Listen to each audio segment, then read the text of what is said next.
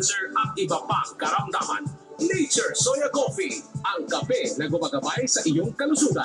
Mabibili sa mga butika. Andito ngayon, isa sa mga gumaling matapos gumamit ng kidney care. Ako nga pala si Rudy Reyes, taga-poblasyon Nauhan, Oriental Mindoro. Ay parang nararamdaman ko ang mga sintomas gaya ng mga sakit sa pag-i, sakit na tagiliran, at minsan masama ang pakiramdam. Narinig ko sa radyo ang kidney care. Sinimulan ko at sinubukang inumin dahil nabawasan ang sakit na aking nararamdaman. Kaya bala ko, tuloy-tuloy na ang pag-inom ng kidney care. Ang Kidney Care ay mabibili sa Mercury Drug Store at mga suking butika.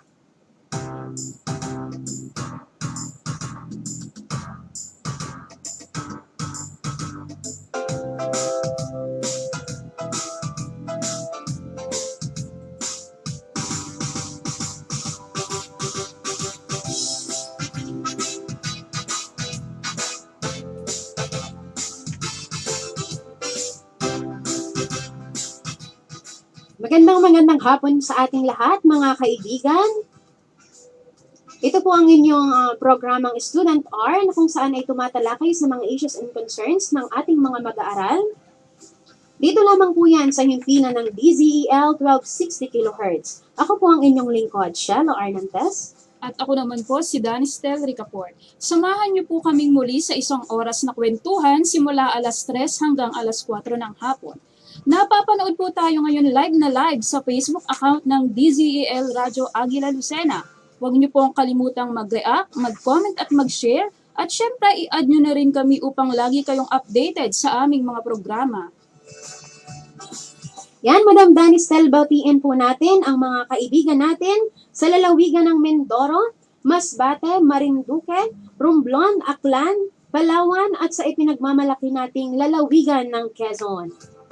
At sa mga kaibigan naman nating ginagawang orasan at kalendaryo ang kanilang mga radyo, ngayon ay November 14, 2020. At batiin po natin ang mga nagdaraos ng kanilang kaarawan. Happy birthday po sa inyong lahat. At special mention sa aking kaibigan at kasama sa trabaho, Sir Billy Joel Anyola. Happy birthday sa iyo, te. Yan, happy birthday po, sir. So, syempre, mga kaibigan, i-enjoy po natin ang ating kaarawan ngayon sapagkat ito naman po ay ating mahalagang araw. So, syempre, binabati din natin, Madam Danistel, yung mga nagdaraos ng mga anniversaries at yung mga may mansary dyan. So, kahit po tayo ay nasa gitna ng kalamidad at nagdaraan tayo sa pandemya, ay syempre kailangan po nating magpakasaya. Ano po? So syempre nakikisimpatya din po kami sa mga lugar na labis po naapektuhan ng bagyong Ulysses. So, dyan po sa ilang bahagi ng Quezon Province at sa ilang parte po ng Central Luzon at Bicol Region. So, sana po ay magpakatatag po kayo. Mga kaibigan, tayo po talaga ay nagdaraan sa mga ganyan. Pero mayroon po tayong Panginoong Diyos na makakatulong po sa atin. Madam Danistel, wag na nating patalagalin pa ang hapong ito. So ano ba ang ating paksa sa araw na ito? Yan, Madam Sheila, ang topic natin sa hapong ito ay ang tama at maling paggamit ng social media. Bakit nga ba ito ang napili nating gawing topic sa hapong ito sa ating student hour, Madam Sheila? So dahil nga tayo ay nagdaraan sa pandemya at ang ating mga kabataan ngayon ay nasa loob lamang ng tahanan, ang ating ginagamit na learning modalities ngayon ay ang ilan ay learning or online learning. Ano talaga, Madam Sheila? So ang mga kabataan natin ngayon ay exposed sila sa paggamit ng internet. So kaya naman, mahalaga na malaman po nila kung paano ba ang tamang paggamit at maling paggamit ng social media. Sapagkat kung ito ay magamit natin sa mali, ay ito ay makakaapekto sa atin bilang isang tao. So, Madam Danistel, ano ba ang tinatawag nating social media? Pag sinabi kasi nating social media is napakalawak nito na pagpapakahulugan. So, para sa iyo, ano ba ang social media? Ayon sa word.press.com, ang social media ay tumutukoy sa sistema ng pakikipag-ugnayan sa mga tao na kung saan sila ay lumilikha, nagbabahagi at nakikipagpalitan ng impormasyon at mga ideya sa isang virtual na komunidad at mga network.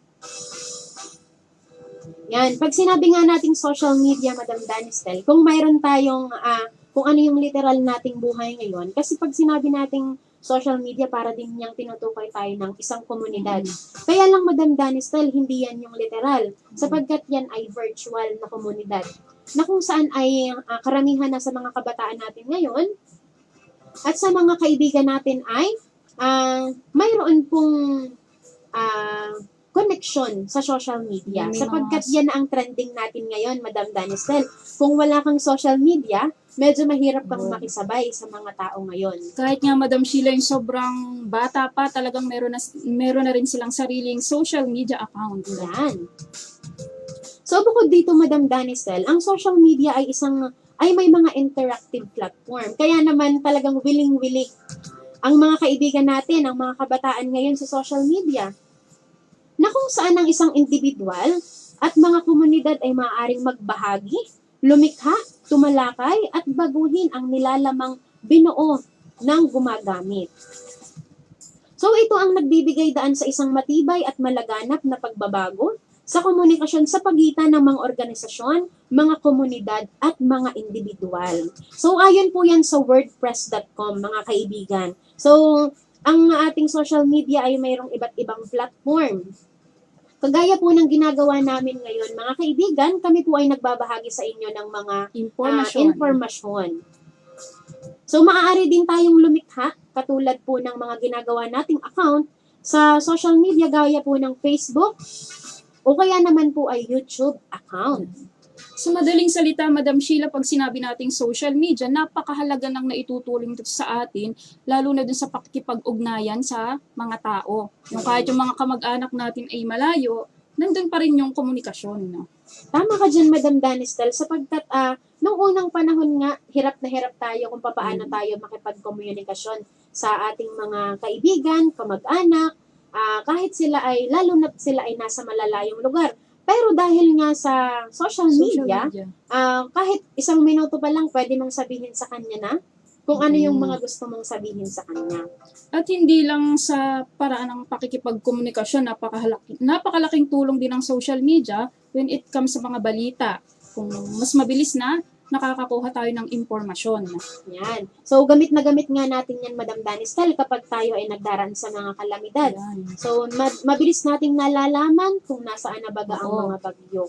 So, kinalulungkot nga natin, Madam Danistel, sunod-sunod ang mga bagyong dumaraan ngayon sa Pilipinas. At sabi nga po, ay bago matapos ang taong ito ay ilan pang bagyo ang ating pagdaraanan. Sana, Madam Sheila. Sana nga.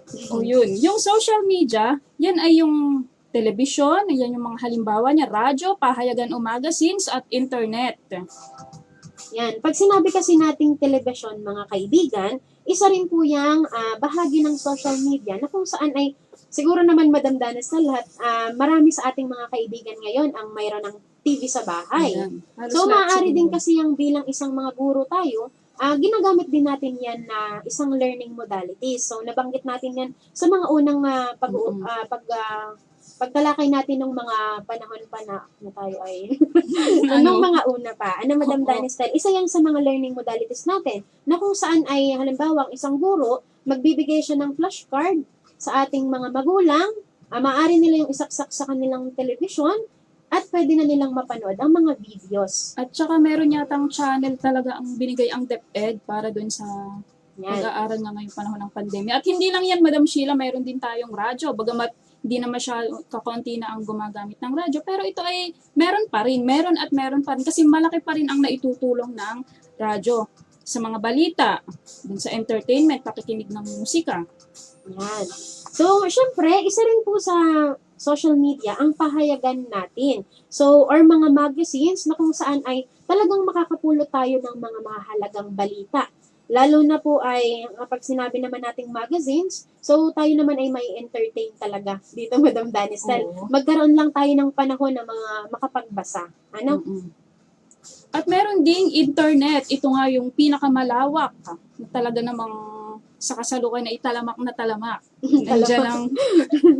Sorry, Filipino major. Tatawalan mo na lang ako, Madam Sheila.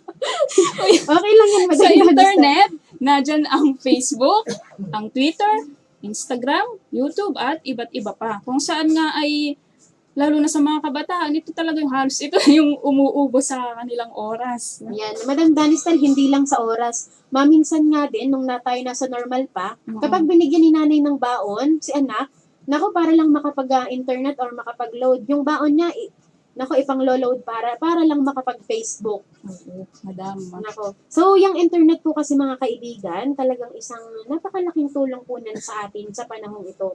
Lalo na kung ginagamit po natin sa tamang paraan. Ano po? Kung tutuusin, Madam Sheila, kung titingnan natin, talaga namang malaki ang naitutulong ng social media sa atin. Kaya lang, nandun pa din yung limitasyon. Kapag kasi lumampas na dun sa limitasyon, dyan na pumapasok yung maling paggamit ng social media, yung masamang epekto sa atin. Yan. So, lalo na sa mga katulad nating mga guro, Madam Danistel, kasi ang ilan sa mga modules natin, ang ilan sa mga lessons natin ay maaari na rin nating kunin sa internet. Kaya naman napakahalaga nan sa atin sapagkat ang ilan sa mga reports natin ay ipinapasa rin natin gamit ang internet. So siguro nga ay isa rin yan sa pinaka-problema din natin dito sa ating bansa. Lalo na ang nababalitaan natin dahil sa kahinaan nga ng ating internet ay yung iba ay napipilitang umakyat pa sa bundok para lang makasagap ng internet. Lalo na ngayon sa panahon natin, napakalaking tulong ng internet kasi nga dyan dumadaan yung mga katulad na lang ngayon sa school. Di ba yung mga GC ginagamit natin para maiparating dun sa mga magulang, ano yung mga dapat gawin dun sa mga estudyante natin. Kung walang social media, di ba napakahirap mag-aral sa panahon ng pandemya? Tama ka dyan, Madam Danistel. Sapagkat ang nagiging problema nga, lalo na kung online teaching ang ginagawa ng mga kabataan natin ngayon, yung experience ko lang sa aking kapatid, Madam Danistel, so nabanggit niya kasi nung minsan sa akin na tapos na daw siyang mag-exam. As in talagang ipapasa na lang niya. Nagkataon naman daw na nawala naman daw ng kuryente. Yun. So parang ang nangyari sa kanya, hindi na alam kung uulitin niya ba yung exam. Tapos may time pa or duration pa na binigay sa kanya yung teacher niya na dapat ay bago halimbawa 3:45 na ipasa mo na. Kaya nga lang, nagkakaroon tayo kasi ng conflict, lalo na kapag nawalan tayo ng kuryente ng internet. Kaya ay kapag gumagamit tayo ng online, dapat bigyan din natin ng konsiderasyon yung ilan nating mga mag-aaral. Hindi lang isang grupo. Madam Sheila, naniniwala naman ako dyan na ang teacher ay hindi na uubusan ng konsiderasyon. Di ba? Kahit tayo man. Tama ka dyan, Kahit Madam hindi Danistel. naman online class tayo, kahit tayo ay modular, kailangan pa rin natin gumamit ng social media. Katulad ng GC, sa text. Kasi hindi natin maipapaabot sa kanila, lalo na ngayon, bawal ang face-to-face masyado. Kaya kailangan, napakahalaga talaga, napakalaking tulong ng social media.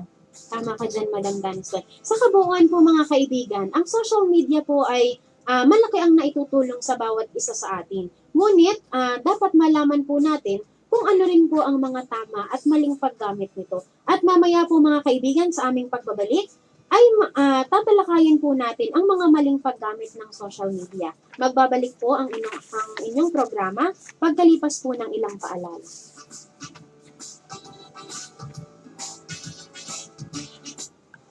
DZEL 1260, Radyo Agila sa Metro Lucena. Kaibigan ng bayan. Ang oras sa buong Pilipinas, alas 3:15 ng hapon. It's merienda time, takbo na sa Pizza Wrap. Perfect combination ng milk tea at pizza. Samahan pa ng sweet macarons. Pizza Wrap, busog ka sa sarap. Pizza Wrap is located at Purok Dama de Noche, Barangay Silang Mayaw, Lucena City. Hindi makalabas ng bahay? Pa-deliver na. Tumawag lamang sa 0427858140 o kaya naman sa 0907-390-2443 o 0923-367-9530 o bisitahin at follow ang kanilang FB page and Instagram account at Tizarap. It's DEAZZARAP. Tizarap. They also accept in GCash and PayMaya payment. Pizza, milk tea, and macarons, Tizarap na yan. Arjag Incorporated, Libreng livelihood training handog sa inyo ng RJAG o Rising Just Team Angelo Global Incorporated. Kaya sa mga nagdanais na magkaroon ng pagkakakitaan tulad ng paggawa ng dishwashing liquid, Fabric softener, bleach, perfume, detergent powder, liquid hand soap, Lysol disinfectant, toilet bowl cleanser, liquid detergent soap, and car shampoo with carnival wax. libreng livelihood training sa mga sumusunod na training sites. Barangay Lusakan, Bayan ng Chaong, Barangay Isabang, Tayaba City, DSWD Office sa Bayan ng Mulanay, at Barangay Mamala 1 sa Bayan ng Sariaya dito sa probinsya ng Quezon, care of Mr. Ricky Remojo.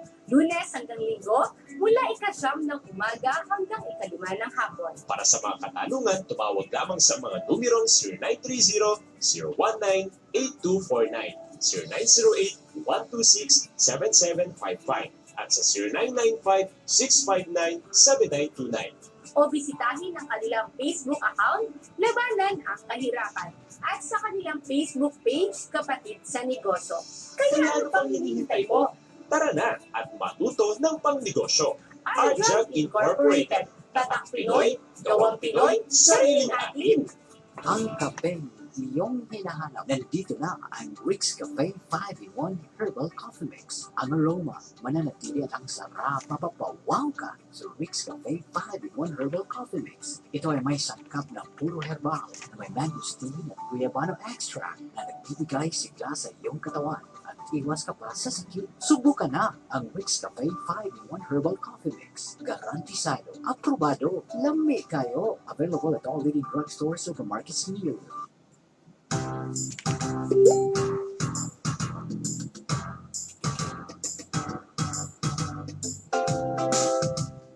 Muli pong nagbabalik ang inyong programang Student R. So, Madam Danistel, batiin naman natin ang Yan. mga nanonood sa atin sa ating Facebook Live. Unahin na natin ang ating kasama, si Jinelle Abaricia, na ngayon ay nanonood. At syempre, ang kanyang ate na laging nakasuporta sa atin, si Jinbeth Abaricia. Yan. Hello, magandang hapon po sa lahat ng mga nakikinig at nanonood sa ating Facebook Live. At So, pa-shoutout naman sa amin. yan si Mga taga New Era. Ayan. Yan, Hello po. Ito ba'y Emmanuel Emmanuel Paderogao. Hi, Ayan. Kuya Eman. At na ito rin si Liza. Pa-shoutout po. Yan, happy listening po and happy viewing po mga kaibigan natin sa Facebook Live. At meron pang isa, si Jerwin Casinio. Hi, Dani, ang proper naman. Ito yung magaling na taga-makeup sa Lokban, Quezon. Friend ko ng elementary. Hi, Jerwin. Ayan, hello po mga kaibigan namin dyan. Siyempre, hi Dani, pabati naman. Happy listening and viewing to all. Stay safe po. So, stay safe din po, Nimpa Magadia. Ayan si Ate Nimpa. Kuya Jay, Ate Nimpa. At ito naman si Teacher, saan ito? Hi, Teacher Dani. Happy viewing from Green Condo Central. Ito si Teacher Sarisa, yung kaibigan ko nun sa New Era. Hindi pa. So, Madam Danisel, ang mga tagapakinig pala natin ngayon ay mga guru din. Yan. Yan. Hello po sa inyo mga kaibigan. So, Madam Danisel, ituloy na ulit natin ang ating talakayan sa hapong ito. So, kanina nga ay binanggit natin ang mga kapakahulugan ang social media. Naku, napakalawak nga nito kung ating titingnan. So, ngayon naman ay mga kaibigan, talakayin naman natin ang mga maling paggamit ng social media sapagkat kailangan natin ito upang maingatan din natin ang ating mga sarili. So, ayon sa wordpress.com, maraming tao ang nahuhumaling sa paggamit ng social media na kung saan ginagawa ito upang magbigay libangan o aliw sa bawat isa. So, yan nga yung tinatawag natin, Madam Danisel, isa yan sa social media browsers na YouTube. So, marami tayong mapapanood na video dyan na kung saan ay pag nanood tayo, talagang matutuwa ka habang ikaw ay nagpapahinga sa iyong tahanan. Ano, Madam Danisel? So, ngunit sa hindi inaasahan, marami ring katao ang ginagamit ito upang sila ay sumikat. So, syempre, yung nabanggit nga natin kanina, Madam Danistel, para rin itong isang komunidad na kapag ikaw ay nag-voice out or nag-share ng iyong mga nararanasan, ng iyong mga ginagawa, marami ding, maaari ka ring sumikat sa Oo. iyong mga Maraming makakaalam. yan. May mga taong nagpo-post na kung ano-ano, gaya na lamang ng malaswa nilang litrato, na kung saan nakikitaan ito ng hindi kaaya-aya sa ating paningin. Naku, Madam Danistel, yan naman ang hindi dapat nating ginagawa. Sapagkat kahit may karapatan tayong mag-post, pero dapat ay ginagamit natin ng tama ang ating karapatan. Sapagkat ito ay nakasalalay din dito ang ating dignidad. Mga taong ginagawa ito upang dumadami ang kanilang followers na kung saan kanila itong ikakalat sa social media upang dumami palalo ang kanilang likes. So, Madam Danistel, bakit ba natin kailangan na marami tayong followers or likes sa ating pong mga social media account? Sa palagay ko, Madam Sheila, para sa akin, hindi naman talaga kailangan ng maraming likers or followers. Pero kumbaga, kapag tayo kasi ay nag-post o kaya nag-share, masarap sa pakiramdam natin yung maraming nagla-like, maraming, ibig sabihin maraming nakaka-appreciate sa atin, nakakadagdag ng self-confidence sa panig natin. At hindi lang yan, di ba, pwede rin natin yung pagkakitaan, katulad ng mga vlogger. Di ba nga, may mga kumakalat na memes na mas malaki pa daw yung nakikita sa pagbablog kaysa daw kapag nagtapos ka ng pag-aaral. Yan. Meron talaga tayong napapanood sa mga balita na Madam Danistel na kung bakit sila malaki ang bahay, yumaman, ay dahil sa paggamit ng social media account. So, sila kasi yung mga talagang pinagpala.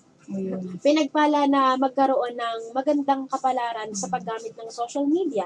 So, kapag sila ay maraming subscribers, followers, automatic kasi yun na nagpapa-up sa kanila. Halimbawa, lalo na kung ako, nag-subscribe ako sa isang sikat na videos or sikat na vlogger, kung sila ay mayroong mga updated na mga video, para maging updated ako dahil favorite ko naman sila, ibig sabihin, gusto kong lagi silang mapanood, kaya ako ay nagsasubscribe. At saka, makakadagdag kasi din parang nagiging libangan natin kapag Yan.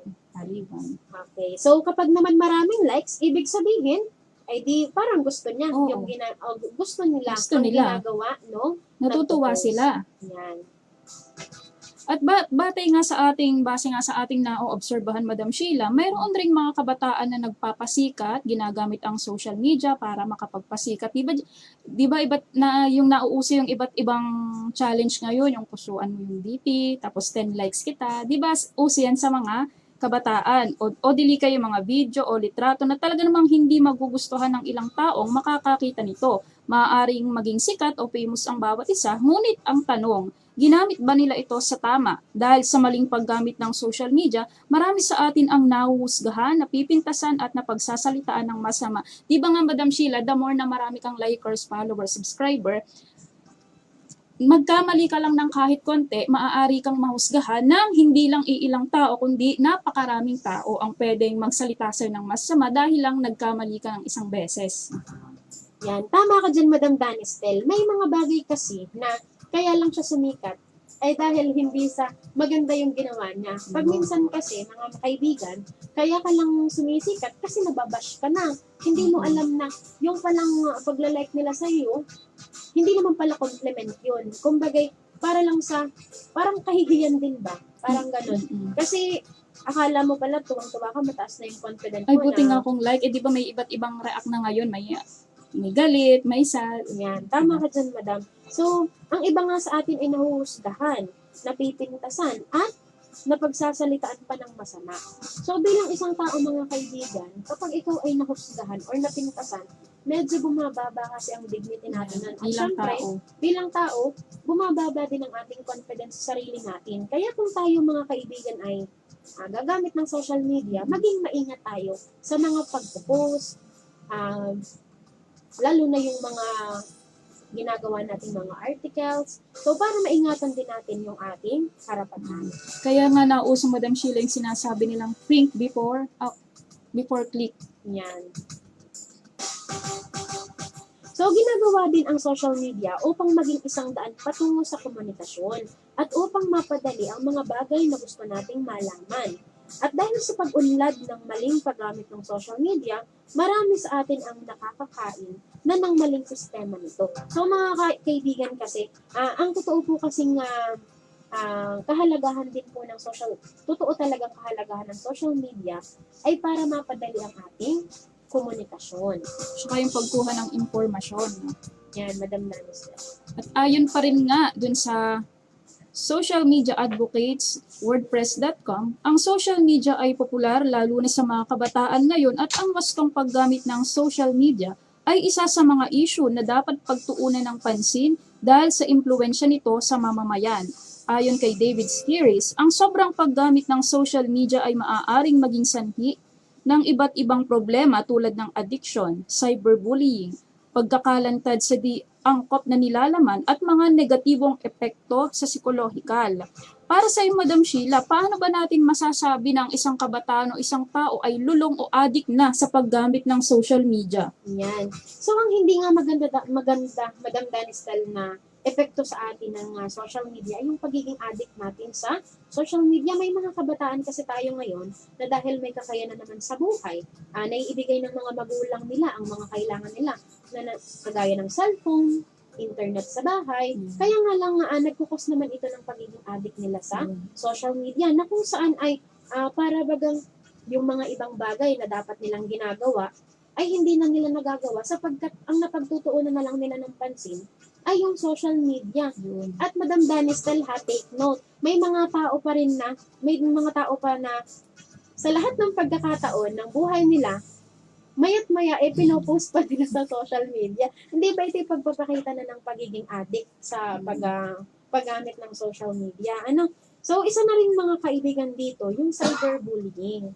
So, pag sinabi kasi nating cyberbullying, Di ba yan yung topic natin nung nakaraan sa Child Yan. Protection Policy? Ikaw din yung nagbigay ng kahulugan yan, Madam Sheila. yan, Madam. So, ang cyberbullying naman ay karaniwang problema ng social media dahil maaaring samantalahin ng tao ang katotohanan na wala namang makakahinto ng cyberbully kapag ito ay nangyari dahil ginawa ito sa likod ng screen. Kaya naman, dapat tayong mag-ingat sa social media at bigyang halaga ang privacy. Madam Danistel, mayroon kasi tayong tinatawag nga na pag nangyari sa atin to, hindi mo naman kasi alam na parang ako'y nagsalita ng masama. Hindi ko alam na ako pala yung nagsalita sa iyo noon. Kasi maaaring matago yun sa iyo kasi ang nangyari namang pambubuli ay on social media, Oo. di ba? Kumbaga sa likod ng screen, hindi mo alam na ako pala yun. Parang ganun. Pwedeng So, gumamit kasi ng mga dummy account. Yung Yan. iba talagang gumagawa niyan para lang may i-bash o para lang may sabihin masama o siraan yung tao Yan. na galit sila. Opo. Tama ka dyan, Madam Danisel. At isa pa dito, maaari itong kumalat din. Hindi mo na ito kontrolado sapagkat ito ay wala na sa kamay mo. Kapag Yan. kasi ito ay na-post na ng isang tao or isang medyo galit sa'yo, halimbawa, maaaring ito ay makarating pa sa iba at hindi mo na ito kontrolado sapagkat ito ay nasa social media na. Katulad nga ng mga skandal, di ba may mga pagkakataon na may mga kumakalot. Totoo naman, Madam Sheila, tapos nagsisisi ka na bakit napakalat dun, sino yung may kagagawan, wala na, too late na. Kasi nga, hindi mo na alam kung sino na yung nag-download nito o paano na pinagpasapasahan na sa mga GC, di ba? Kaya nga dapat maging responsable tayo sa paggamit ng social media. Yan. Madam Danistan, naku, napakarami talaga. Mga kaibigan, may mga ilang epekto pa po ang hindi tamang paggamit ng social media. At iti-discuss pa po namin sa inyo yan mamaya pagkalipas po ng ilang mga paalala.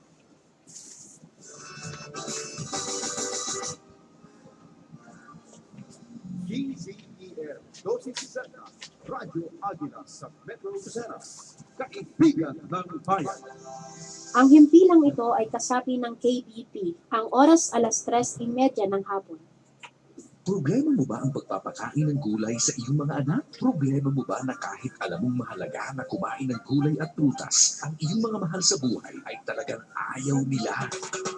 Ipinakikilala Best Juice Health Drink. Nagtataglay ng katas ng malunggay, talbos ng kamote, karot, dahon ng sili, ampalaya at saluyot. Mga gulay na nagtataglay ng sustansya para sa magandang kalusugan ng inyong pamilya. Mayaman din ito sa katas ng mangosteen, guyabano, dalandan at orange. Kaya napakasarap at napakasustansyang inumin. Sugar-free din ito dahil stevia ang sangkap nito. Best Juice Health Drink. Tulong na pampatalino, pampalakas at pampasigla. Masarap, masustansya para sa buong pamilya. Mabibili sa mga butika at supermarkets.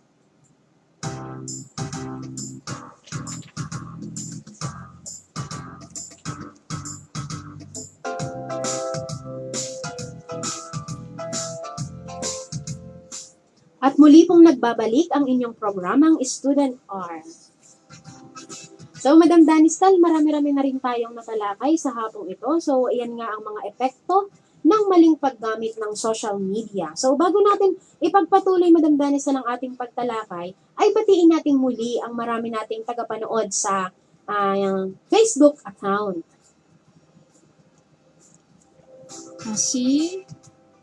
Batiin natin si Sir Rene. Pa-shout out po kay Kuya Jay. Yung pala ang gusto. Pa-shout out daw kay Kuya Jay.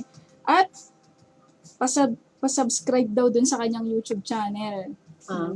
Sige sir, mamaya pag-uwi namin sa bahay. So, binabati namin din natin si Jello Del Castillo. Yan, estudyante ko yan dati. Ayan. So, hello at happy watching and happy viewing sa iyo. Ayan, Madam Danistal, ituloy na natin ang ating pagtalakay sa iba't ibang masamang epekto ng paggamit ng social media. So, nandiyan na nga, Madam Danistal, nabanggit natin kanina, isa sa mga masasamang epekto ng malabis na paggamit or hindi tamang paggamit ng social media ay ang addiction at cyberbullying. So, mayroon din tayong tinatawag dito, Madam Danistal, na pagkakalantad sa di angkop na nilalaman. So, lalo na dun sa mga estudyante natin na wala pa sa hustong gulang. So, kailangan po talaga mga magulang na atin pong mag-guide or magabayan natin ang ating mga anak sa paggamit po ng social media kasi maaari na kapag iniwanan natin sila na sila mismo ang gumagamit ng ating cellphone, ng ating desktop, laptop, maaring sila ay may mapindot dyan na hindi naman karapat-dapat. Hindi naman angkop sa kanila. Yan.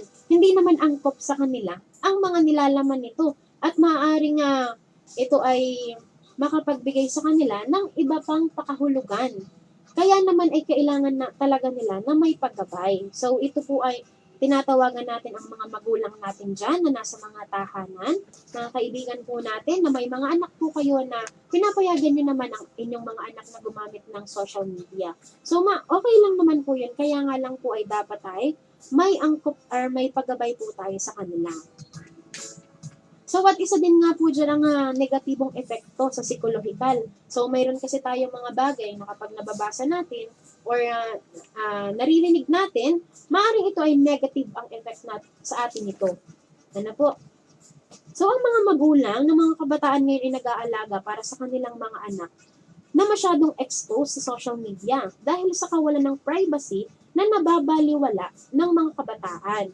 Dahil nauso na ang pagsabay sa trend, hindi na namamalayan ng kabataan na merong mga bagay na hindi dapat i-post sa social media, kung saan lahat ng tao ay makakakita nito.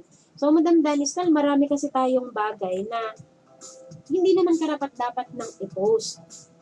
So, mayroon nga dito nga isang popular na Instagram user. Sino ba ito, Madam Danistal? Si Esena O'Neil. Ito ay batay dun sa source na ginagamit natin na ito daw na sikat na Instagram user ay huminto na sa paggamit ng Instagram dahil hindi daw totoo yung mga ipinapakita niya na magandang buhay sa social media at naging miserable siya. Napagtanto niya sa sarili na gusto niya na tumigil kaya naman binura niya lahat ng litrato niya sa Instagram. Ika nga niya, deleted over 2,000 photos here today that served no real purpose other than self-promotion.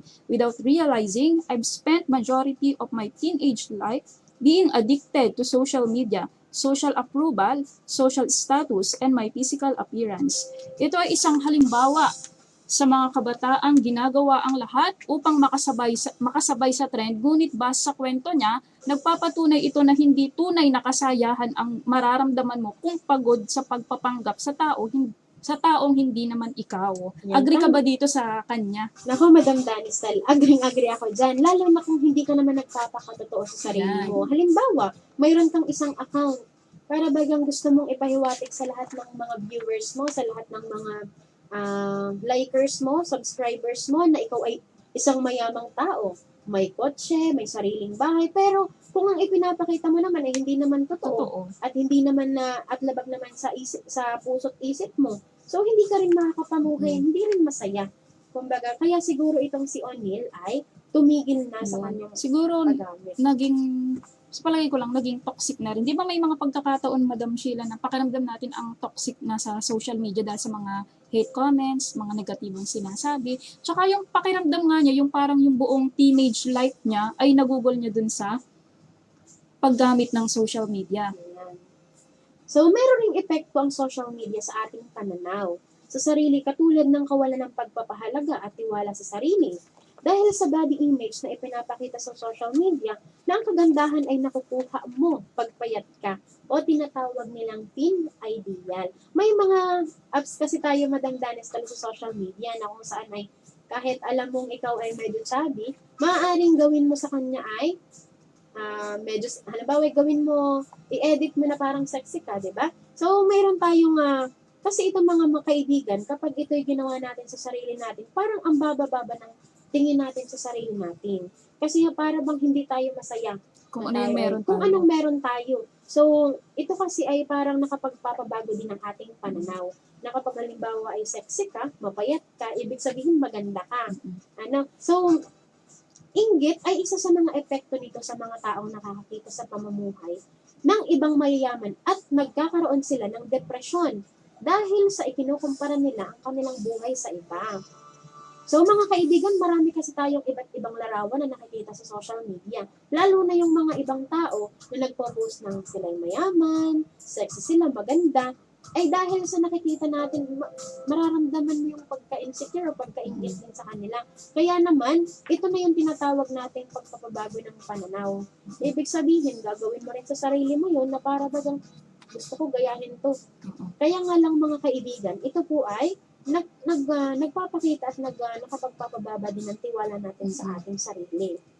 Madam Sheila, sa palagay ko naman, wala namang sigurong masama kung halimbawa ay i-edit yung picture natin, kung gusto nating maging presentable. Kaya nga, yun lang, nahuhulog tayo dun sa sinabi kanina na pagpapanggap sa sarili. Kung gusto naman natin yun at dun tayo masaya, ay wala namang tayong magagawa sa isa't isa.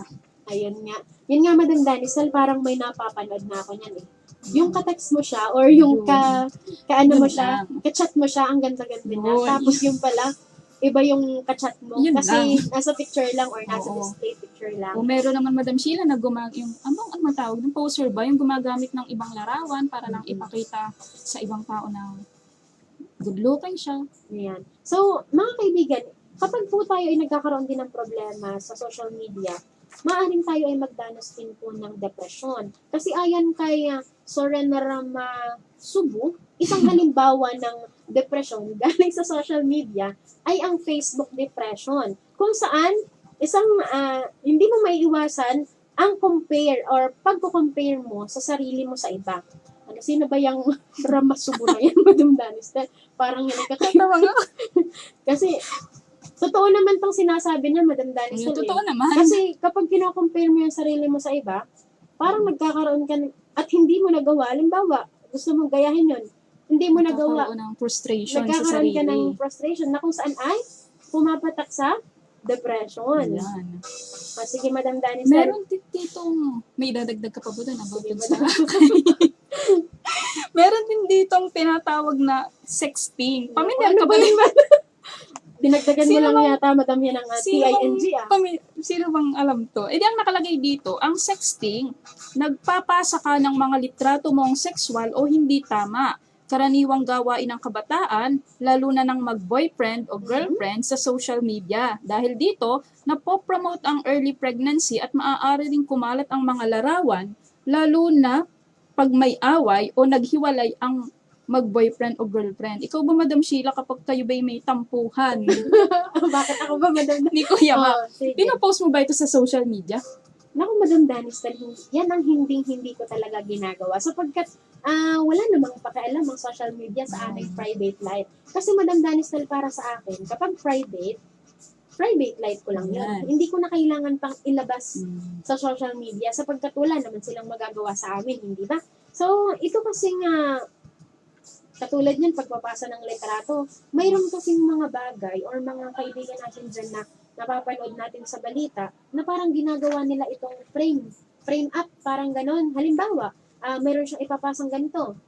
O, padalhan mo ako ng pera na ganyan. Kung hindi, ilalabas ko tong mga malalaswa mo. So, kaya mga kaibigan, mag-ingat po tayo sa mga ipinapasa po natin. Lalo na si Dudong.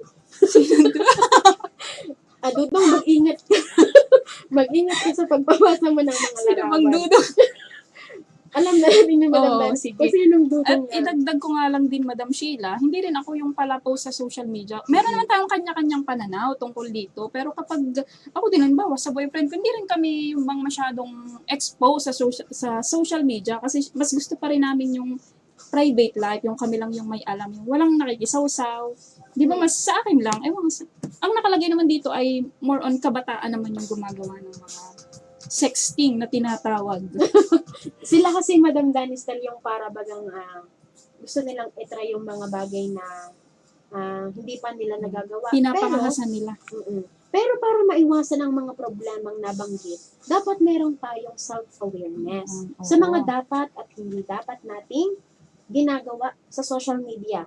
Kumbaga, ito yung tinatawag natin, Madam Danistal, na self-control sa paggamit ng social media para iwas addiction at maging responsible din tayo sa paggamit ng social media. At syempre, unang-una sa lahat ay irespeto natin ang ating sarili at ang iba't ibang user ng social media. Kasi maaaring kapag tayo ay nag-post, bumaba ang dignidad natin. O kaya naman, kapag nag-post din tayo, maaaring yung ibang tao naman ang mapababa natin ang dignidad. O kaya naman ay makasakit tayo sa kanila. So, Madam Danistal, maliban sa maling paggamit ng social media, syempre hindi natin may iwasan na magkaroon din tayo syempre ng tamang paggamit ng social media. O bago natin talakayin yung mga tips o yung tamang paggamit ng social media, may tanong lang ako sa'yo, Madam. Kailan ka unang gumamit ng social media? Siguro parang ako ay, medyo kasi ako ay late bloomer. Siguro, nung wala kasi sa aming dating internet, so ako ay pa cellphone. Yung cellphone, siguro mga 3210 pa ang cellphone ko noon. Ngayon naman ay siguro mga 2008 siguro. Nagkaroon ako ng Facebook account noon. So, Facebook? Facebook na talaga siya? Yeah, Facebook na talaga siya. 2008? 2008, Madam. Siguro ako yung kagagraduate ko lang ng fourth year. Kasi Madam, nung high school ako, hindi ako familiar sa Facebook. Ang uso sa amin nun ay Friendster. Ayun, Friendster pa. Yun. Sa cellphone naman, Madam Danistal, ay meron kaming parang clan ba? Oo, yung mga GM. Yes, mga GM. Kapag mga nag-text ka. Jejemon. Yeah. Yan pa kasi noon. Pero masaya naman kahit cellphone lang ang gamit. So mga kaibigan, magbabalik po kami muli at mamaya po itatalakayin po natin ang tamang paggamit ng social media. So magbabalik po kami makalipas po ang ilang paalala.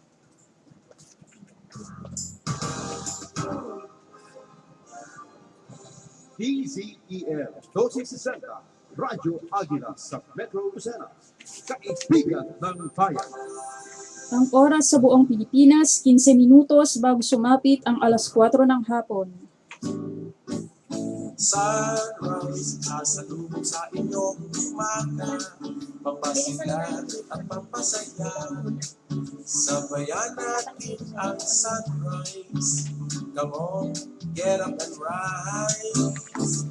Rise Coffee para sa kalusugan. Rise Coffee, 14 in 1+1. Rise Coffee, puro ang sangka. enjoy ka na, healthy pa.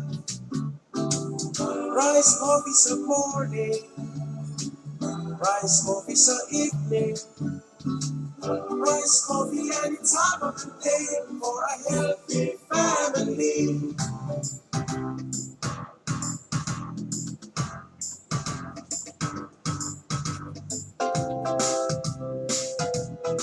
At muli pong nagbabalik ang inyong programang Student R.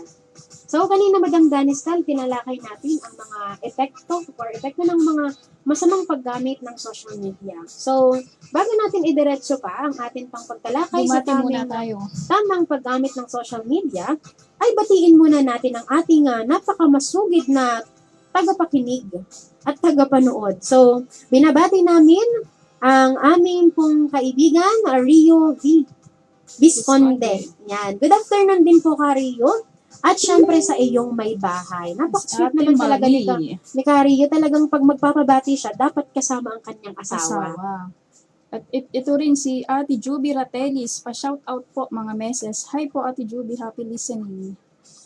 Ayan. Hello po sa inyong lahat. And happy watching naman sa aking asawa, Mark Anthony Nantes. At kay Ate Rosel, na ngayon ay nanunood. Syempre sa aking kapatid na napakaganda, Maria Charlene Sirehensya. Syempre, sa akin din pong tatay na ngayon po ay nasa Ibas, Tayabas at sa kanya pong may bahay, Ginang Laila Rehensya. So, hello po sa inyo. Sana po ay nanonood kayo sa hapong ito. Ihahabol ko lang si Alec Eran Gustilo Aala. Happy watching. Ayan. Sino ba madam yung aala na yan? Kapatid. Ayan. Happy watching po sa inyong lahat. Syempre, batiin din natin ang ating kasama dito po sa ating studio. Wow, studio. So, si Kuya Jay na ngayon ay talaga namang poging-pogi. At syempre, ang ating technician, si Kuya Jo. Ayan. So, Madam Danistel, idiretso na natin ang ating talakayan sapagkat napakabilis talaga ng oras natin. Marami pa tayong alas 4 na kaagad. yan. Marami pa tayong tatalakayin, subalit talagang mga kaibigan ay mabilis ang oras sa panahon ngayon. Noon ba? Ito nga, Madam Shi. Okay. Sige, mga kaibigan, ngayon naman ay talakayin natin ang tamang paggamit ng social media. So, Madam Danistel, ano-ano ba ang mga tamang paggamit natin sa social media? Una, tandaan na ang social media at ang internet ay isang publikong lugar.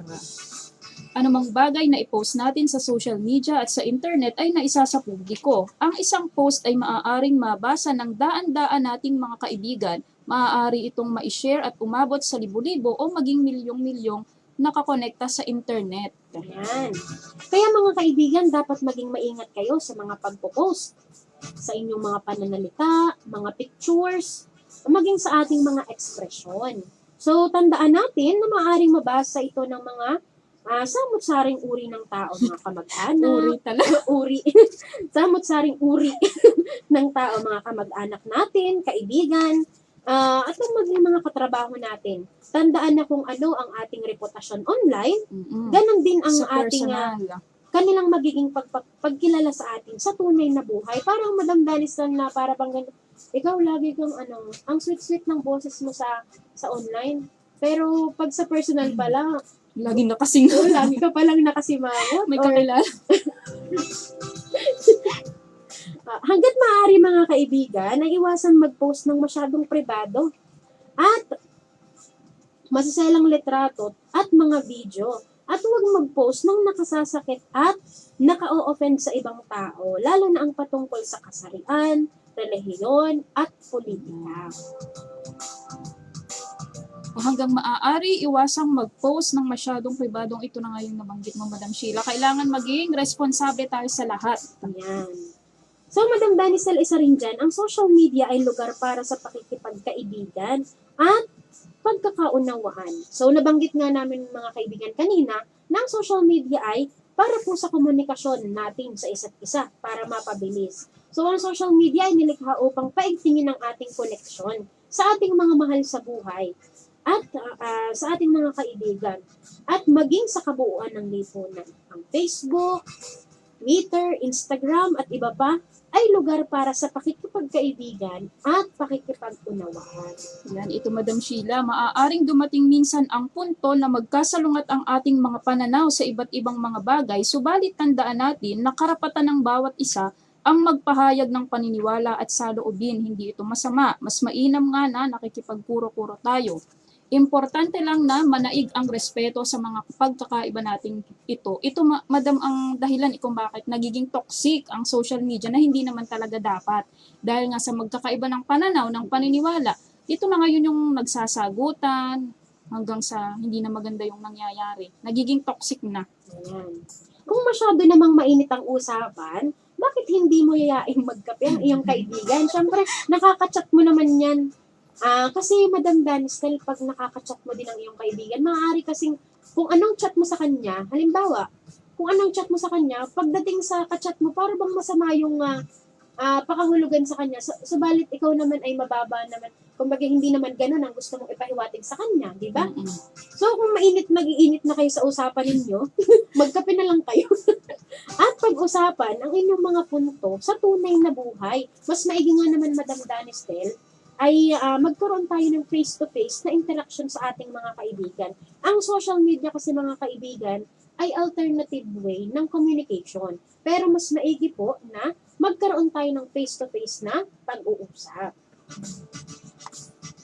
Ang kasunod nga, ugaliing basahin ng buo at maigi ang nilalaman ng article bago magkomento o mag-share. Minsan masyado na tayong nasanay sa instant noodles, instant coffee, instant lahat.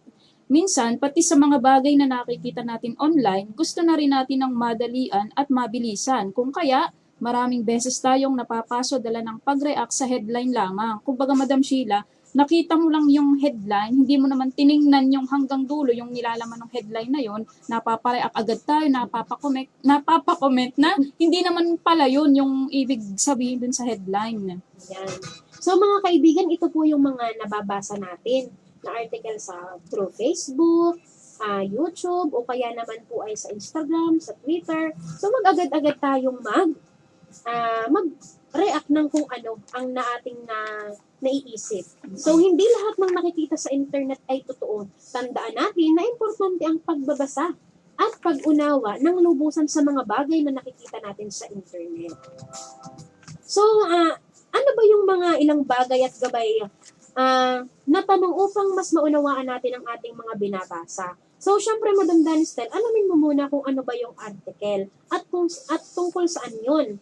Ano ang mga pangunahing ideya nito? Ito ba ay makakatulong sa iyo? At ano din ang mga gustong ipahiwatig? Lahat ba ng mga naisulat o ipinapakita na ilathala ay suportado ng siyentipikong pagsusuri, ebidensya at patunay? Siyempre, kailangan din ng mga patunay. Yan. So, maaari ka bang verifikahin at i-cross-check sa iba pang sources ang mga sinasabi at kiniklaim ng author? So, mga kaibigan, ay dapat po tayong maging, bago tayo kumuha kasi ng mga ideya, kailangan muna tayong magkaroon ng cross-checking. So, paano ito makaka-apekto sa akin sa pang-araw-araw na pamumuhay? Anong ibig sabihin ng article na ito? So, wag tayong basta lang ay basang-basa lang. Dapat ay intindihin muna natin kung ano ba yung nilalaman ng article. So, kapag hindi lubusang naintindihan ang nababasa o nakitang imahe, mas mainam na magtanong sa nakakaalam. So, ikaapat nga nito, Madam Danistel, ay iwasang mag-share ng hindi beripakadong article o Memes. yan. Ito yung binabanggit mo kanina, Madam Danistel. Yung mga memes. Yan. So, wag tayong, mayroon kasi mga kaibigan tayo na mga larawan na nakukuha natin sa social media na pinabigyan ng Ibang caption na nakakatawa. Ibang caption, oo. Na sumasakto naman dun sa reaksyon ng isang tao. So, iwasan po natin ang mga ganyang bagay sapagkat maaaring ito ay makasakit sa ibang tao. Sa mga netizens, nakakatuwa. Aminin natin, minsan natatawa rin tayo sa mga inilalagay na caption. Pero, alamin din natin, ilagay natin yung ating posisyon dun sa nagawa ng memes. Ayan. At tandaan natin na importanteng totoo at beripikado ang mga impormasyon na ating sineshare sa social media. Halimbawa kasi Madam Danistel, halimbawa ay nakakita ka ng isang balita, napatay na si ganyan. Tapos i-share mo naman. Eh di ba parang hindi naman siya kaaya-ayang gawin kasi alam mo namang buhay pa, di ba? Kaya iwasan Ay, natin baka mga akala kaibigan. niya, Madam Sheila, ay hindi naman niya i-share yun kung alam niyang buhay. Hindi, may mga ganyan kasi na halimbawa, galit yung taong yun sa isang tao, i-share niya na, ito pala, inatake ka. Ay, hindi pa naman ako nakakakita ng alam niya ng buhay pa i-share niya. Mayroon kasi Madam Danistal na, nakita ko lang kanina ha, may mga bagay kasi na ganyan, lalo na yung mga taong nag-share, na hindi naman totoo, ay ingatan po natin ang mga i-share natin. At panlima nga, maging responsable sa lahat ng oras. Yan yung dapat natin talagang tandaan. Yan. Madam Danistal, kailangan pa bang i-memorize yan? Siyempre, Alam na mga alam na kaibigan, yan. opo. Lahat ng mga bagay, kailangan po tayo ay maging responsible. Ang pagiging responsible online ay nag-uugat ng dalawang bagay lamang, katotohanan at paggalang. Kung ang bawat isa sa atin ay responsable sa ating pag-asal sa social media, may iwasan natin ang bangayan, hindi pagkakaunawaan, siraan at pagkakawatak-watak. Ikaw ba, Madam Sheila, masasabi mo ba na tama yung paggamit mo sa social media? Para sa akin, Madam Danistel, siguro, syempre, oo, tama. Kasi napakalaking tulong sa akin ng social media sapagkat ang social media kasi nakakatulong sa akin bilang isang guro. Nagagamit ko to para ako makapagbasa ng mga reports, pag-communicate sa aking pong mga mahal sa buhay, at syempre sa aking sa aking profesyon bilang isang guro. So, gagamitin natin ang social media ng tama. Gamitin natin ito upang linangin ang ating pakikipagkapwa-tao. Gamitin natin ito upang tayo ay matuto. At gamitin natin ang Facebook, Twitter at Instagram upang mas mapabuti pa ang ating pamumuhay. Madam Danisel, mayroon ba tayong hindi nabate bago tayo magtapos? Meron, madami. Sige, batiin na natin sila. Si Kuya Robin. Si Charlene, pa-shoutout po kay Ate Susan, kay Ate Nida, at sa pinaka-cute na si Jacob. Yan. Hello sa inyong lahat. Hello kay Susan.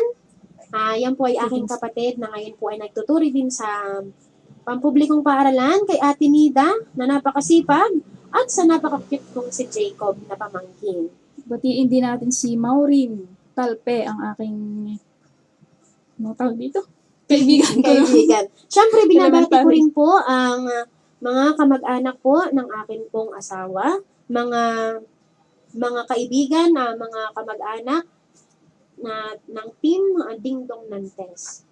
Yan mga kaibigan, yan po ang kabuuan ng ating programa sa hapong ito dito sa Student R. Salamat po sa ating technician, Jopa O'Neill, na nakasama natin sa hapong ito. Sana po ay makasama namin kayong muli sa next Saturday, 3 to 4 p.m. Yan, ako po ang inyong lingkod, Shell R. Nantes, na nagsasabing, ituro sa bata ang dapat niyang lakaran at hanggang sa paglaki, di niya ito malimutan. Yan po ay nasa Kawikaan 22:6. At ako naman, si Danis Del Ricaport, na naniniwalang unahin mo sa lahat pagtuklas ng karunungan. Ito'y pilitin mong mata mo kahit gaano kamahal. From Kawikaan 4:7. Maraming salamat sa inyo mga kaibigan. At dito po nagtatapos ang ating programa.